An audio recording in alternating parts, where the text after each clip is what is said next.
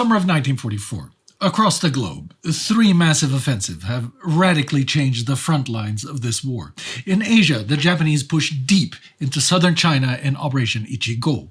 In Eastern Europe, the Soviet Union has advanced into Poland, the Baltics, and to the border of Romania with Operation Bagration.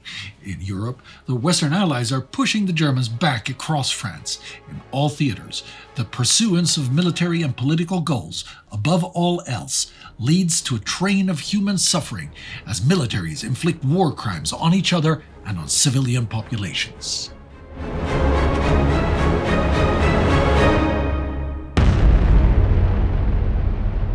This is War Against Humanity, a series of World War II in real time. I'm Spartacus, Olsson. The largest operation in the history of the Japanese army has been raging since April, Ichigo. Ichigo was launched to knock China out of the war, and 500,000 troops and 200 bombers have swept into Henan to try and create a land route to French Indochina and neutralize the bases of America's 14th Air Force. But in Henan, the defending soldiers of China's National Revolutionary Army find themselves battling their own peasantry as well as the Japanese enemy. Jiang Dingwen, one of the generals in charge of the First War Zone, reports on this. During this campaign, the unexpected phenomenon was that the people of the mountains in western Henan attacked our troops, taking guns, bullets, and explosives, and even high-powered mortars and radio equipment. They surrounded our troops and killed our officers. We heard this pretty often. The heads of the villages and Baoya, village mutual responsibility groups, just ran away. At the same time, they took away our stored grain, leaving their houses and fields empty, which meant that our officers and soldiers had no food for many days. In the end, the damages we suffered from the attack by the people were more serious than the losses from battles with the enemy. Now, Jiang's account is quite obviously a self-serving attempt to shift blame away from his command. The reasons for Chinese defeat here are manifold, but he isn't lying that many Chinese peasants have turned against their government. Henan is in famine and still recovering from the Yellow River flood of 1938, where Chiang Kai-shek ordered the destruction of the river's dikes to halt the Japanese advance. The United Nations Relief and Rehabilitation Agency has reported that this famine deepened as a result of the campaign, and Revolutionary Army units have made matters worse, being known to carry out forced requisition of food as well as acts of looting and rape as they retreat through the province. Indeed, Chinese civilians often have as much to fear from the Chinese army as they do from the Japanese. Press ganging is common, and civilians forced to serve are often marched to their units tied together by ropes. The terrible logistical situation means that these marches can be several hundred miles, and many conscripts die of sickness and hunger on the way. The chairman of the Chinese Red Cross will report how he met a group of draftees at a reception center in Guiyang.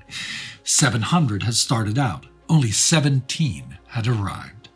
Life in the army sees no improvement. Officers are known to withhold wages and rations for their own benefit, and camps have little in the way of bathing facilities. Kitchens sit next to latrines, and water is seldom boiled. Things are so horrific that when news spreads of conditions inside German concentration camps next year, Revolutionary Army camp doctors will apparently be unfazed by the details, as they simply resemble their own camp's conditions. Once in the field, men have little in the way to defend themselves against the Japanese advance. The economic impact of Ichigo has been so great that China's arms industry will have only been able to produce 510 machine guns, 15,300 rifles, and less than 5 bullets per soldier in 1944. Trapped between a famine, the relentless Japanese advance, and a cruel and dysfunctional revolutionary army, the Chinese civilian population takes flight. A wave of panic sweeps through Henan and Hunan, which only deepens when the men of the 14th begin to blow up their airfields and ammo dumps so they don't fall into Japanese hands.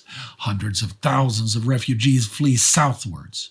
Graham Peck, an officer in the U.S. Office of War Information, will remember his impression of events. The anarchy of this final pre-revolutionary period turned the disaster into a panorama of dog-eat-dog confusion, with the victims savaging each other in flight. People in less threatened places would profiteer on the refugees streaming through until they themselves had to begin fighting those who were trying to make rackets out of the food and transportation they needed for their own escape.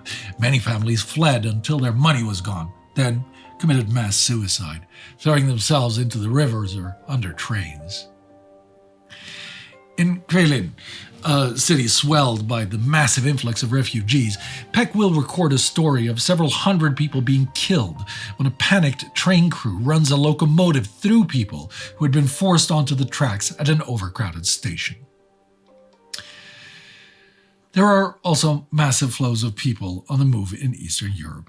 In the territories liberated and occupied by the Red Army, Stalin uses arrest and deportation to adjust the ethnic and political shape of his new empire. We saw an example of this earlier this year. Back in March, Stalin awarded the Order of Suvorov First Class to the head of the NKVD, Lavrentiy Beria. This was a reward for Beria overseeing the deportation of Chechen and Ingush populations from the Caucasus to Siberia and the steppes of Central Asia. The Chechens and the Ingush had been accused of collaboration, a fate that befalls another ethnic group in spring 1944, the Crimean Tatars. Like the Chechen and the Ingush, there is no evidence that the Tatars collaborated with the Axis occupiers at any greater rate than other ethnicities of the USSR. But on May 18, 1944, 31,000 NKVD officers, soldiers, and other functionaries arrive in the Crimean Peninsula. Families are given 15 to 20 minutes to pack their belongings before they are loaded onto trains and lorries. Within 3 days, almost 200,000 Tatars have been sent to Central Asia, mainly Uzbekistan, with some 6,000 to 8,000 dying en route. Like the Poles, the Volga Germans, and the others torn from their homes, the Tatars find that life in Central Asia is brutally hard. Figures on mortality vary, but even the NKVD will estimate that almost 30% of the deported Tatars will die in exile. In Western Europe, with the coming of D-Day, both sides take the laws of warfare into their own hands. Both civilians and military personnel are on the receiving end. Both sides here in Normandy are signatories to the Hague Conventions of 1899 and 1907 and the 1929 Geneva Convention relative to the treatment of prisoners of war. Together, these conventions laid out the rules of warfare. But in the run-up to D-Day, Allied commanders worked to dehumanize the enemy, feeding their men a steady diet of both the real and inflated crimes of the Wehrmacht, and in particular, the Waffen SS. This, along with concern over operational speed, is used by some commanders explicitly or otherwise to justify war crimes. A soldier of the 82nd Airborne Division will later recall his orders. Get to the drop zone as fast as possible, take no prisoners because they will slow you down. The fast-moving close-quarters combat and the bocage of Normandy, these sort of things are rarely ever properly recorded, let alone investigated. Most of the evidence we have comes from the memoirs and interviews of Allied soldiers after the war. One of these soldiers, William E. Jones of the 20th Field Artillery of the 4th Infantry, will recall how his unit treated some defeated German soldiers after taking a small hill behind Utah Beach. There were quite a few of them still in their foxholes. Then I saw quite a few of them shot right in the foxholes. We didn't take prisoners, and there was nothing to do but kill them. And we did, and I had never shot one like that. Even our lieutenant did it, and some of the non-coms. Jones doesn't say it, but his unit has just broken Article 17 of the Geneva Convention, which states, "Prisoners of war must at all times be humanely treated. Any unlawful act or omission by the detaining power causing death or seriously endangering the health of a prisoner of war in its custody is prohibited, and will be regarded as a serious breach of the present convention." Unsurprisingly, the Allied soldiers often justify these executions as retaliation for German crimes. This is particularly true of the paratroopers, among whom rumors spread, with some foundation, of Germans killing wounded and captured paratroopers and mutilating dead Americans. It's hard to know how many German prisoners are killed in this way. Most of these records will spend the rest of the 20th century sitting buried in archives, an uncomfortable truth hidden among dusty papers. But Allied war crimes are far dwarfed by the regular executions and mass murders carried out by the Germans. Steeped in Nazi ideology, brutalized by fighting on the Eastern Front and knowing that they are likely to receive no quarter from the Allies, the Waffen SS are the main perpetrators of these crimes. Standartenführer Kurt Meyer spent his time in Ukraine with the 1st SS Panzerdivision Leibstandarte SS Adolf Hitler, murdering Soviet prisoners of war and civilians, burning down villages, and after the war, he will peddle the lie that the Waffen SS was an apolitical, multinational army fighting for Europe against the menace of Bolshevism. He now commands the 25th SS Panzergrenadier Regiment of the 12th SS Panzerdivision Hitlerjugend. The Hitlerjugend is a fairly new SS division, but it is one of the most fanatical. The officers and NCOs are battle-hardened veterans of the Leibstandarte SS Adolf Hitler and other Waffen SS divisions. The men they command are little more than boys. Hitler Youth members in their late teens and early 20s, raised on a strict diet of Nazi propaganda. After a successful counterattack against Canadian forces at the village of Outy on June 7th, D+1, Meyer receives a column of POWs at his regimental headquarters at Ardennes Abbey on the outskirts of Caen. Already, some of the Waffen SS men have taken the opportunity to shoot, bayonet, or beat to death at least 20 Canadians. At Meyer's post-war war crimes trial, a Polish-born SS private named Jan Jesionek will testify that Meyer reacts to the POW's arrival by saying, "What do we do with these prisoners? They only eat up our rations. In the future, no prisoners are to be taken." So the killing continues.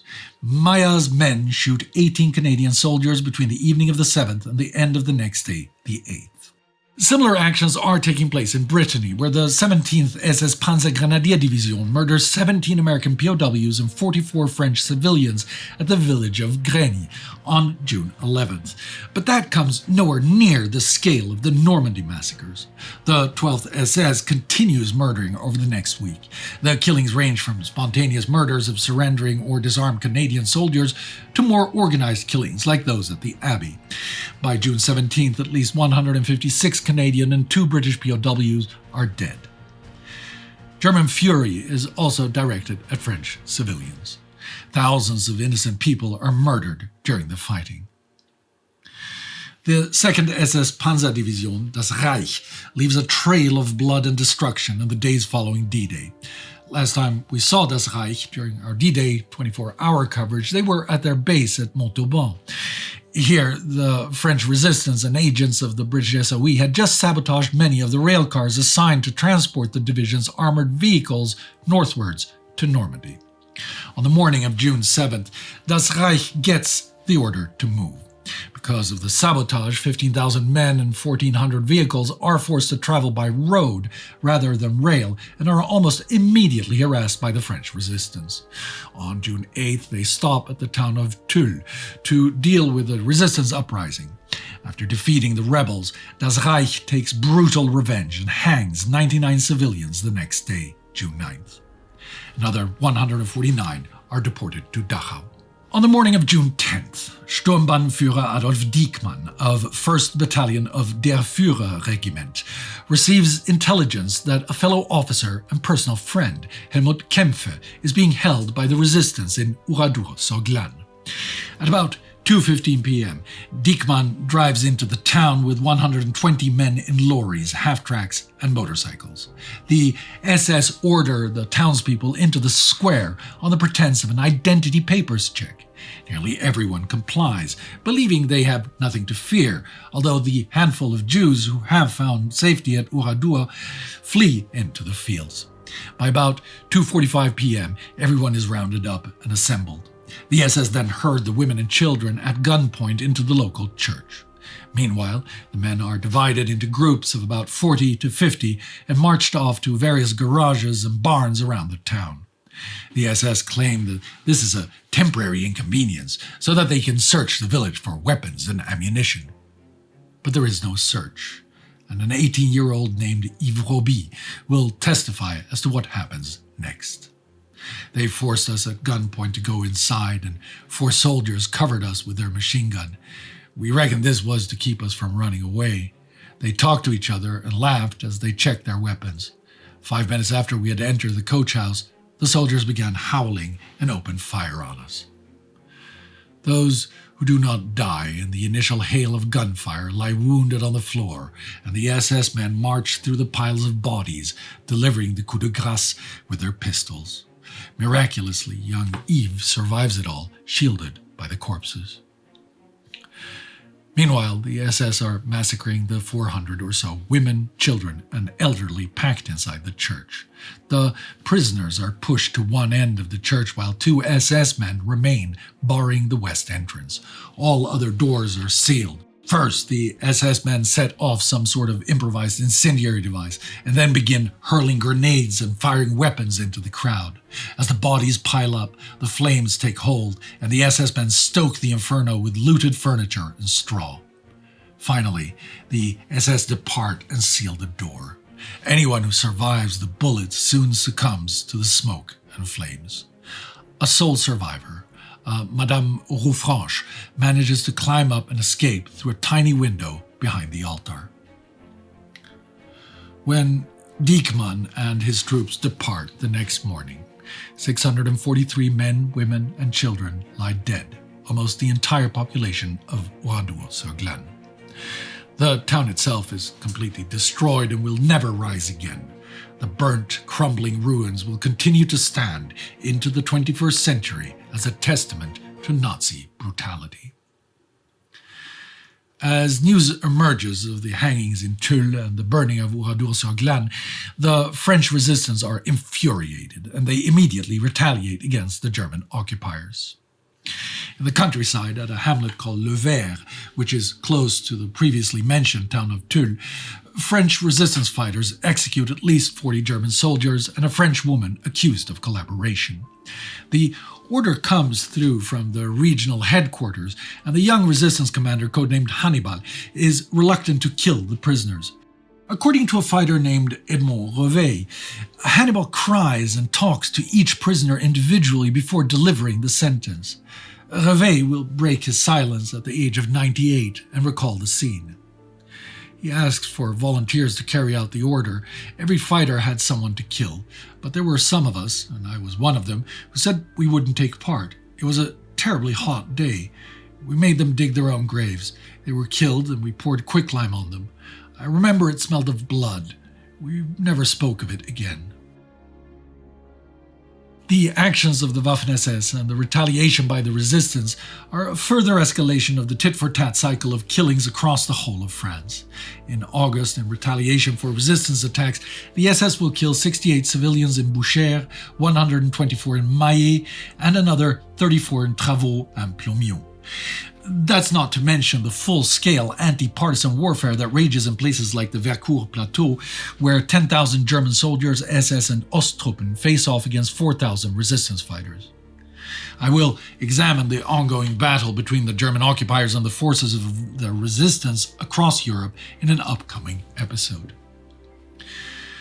And finally, on the other side of Europe, as the fighting rages in Warsaw, the spectre of deportation returns to Poland. As I mentioned in my earlier episode on Operation Tempest, the Soviet occupiers and the communist-dominated Polish Committee of National Liberation have declared the Polish Home Army, the Armia Krajowa, an entity non grata. In areas occupied by the Soviet Union, Armia Krajowa fighters are offered the choice to disband or to join the Soviet-sponsored Polish People's Army. Unsurprisingly, few Armia Krajowa fighters take up the option. Even leaving aside the ideological gulf, the Armia Krajowa have little respect for the People's Army as a fighting force. One Home Army man describes the rival force as such a parody. You dress up a Russian who doesn't even speak Polish. They were unruly, they were not elegant, they had no discipline. They looked more like riffraff. You see, a few months earlier, he was a forestry worker and now has to pretend he's a captain, a major, a colonel. Faced with a lack of willing recruits, the Polish Committee of National Liberation takes the first steps towards conscription. On August 15, they issue a decree requiring all eligible males born between 1921 and 24 to register for military service. Officers and NCOs of the Armia Krajowa, aged up to 40, are also required to register. Home Army men who refused to join the People's Army, like the fighters in Zamość, Białystok, Przemyśl, and Rzeszów, are arrested and deported. The officers are sent to the Soviet Union and the men are imprisoned in recently emptied German camps, including Majdanek. By the beginning of October, over 21,000 Armia Krajowa soldiers will have been arrested, with this figure rising to at least 50,000 by the early months of 1945. Most of these will eventually be deported to the Soviet Union. Countless more will flee westward. They will soon be joined by civilians living east of the river Bug. Stalin has earmarked the land here for Soviet Belarus and Ukraine, and Poles are encouraged to move westwards to what is referred to as Poland proper. These population movements are the beginning of Stalin's attempt to solve the national question in Poland, Ukraine, and Belarus. In a secret agreement of July 1944 between Stalin and the Polish Committee of National Liberation, it was decided that the Polish-Ukrainian border will be moved westward, with Poland compensated for territory taken from Germany. A formal plan for the removal of Poles from the territories given to Ukraine, known as West Ukraine, will be drawn up in September. Ukrainians will be transferred in the other direction. This continues a process which Nikita Khrushchev started in 1939 during his governance of the Ukrainian Soviet Socialist Republic, but which was interrupted by the war. Similar plans for the ethnic cleansing of Poles from Belarus and Lithuania will be drawn up soon. As you can probably tell from my coverage and from Indy's, this year, 1944, is the busiest year of the war so far. Great armies are once again sweeping across vast swaths of territory. Towns and cities in all theaters are under siege and rising up in open rebellion. In the West, we see the desire for victory, or at least the desire to stave off defeat, obscuring all other considerations of the rights of fellow human beings. Rights that were codified only a few decades previously. In the East, we see that those who claim to be liberators will force the movement of entire nations to rebuild a conquered world in their image. And in China, those who are trapped between invader and defender find that both sides will exploit them equally. In Europe, at least, this war is really only moving in one direction, towards an Axis defeat. But for those caught in the middle, this is perhaps only a thin consolation for the suffering they will endure before and after that day comes. Never forget.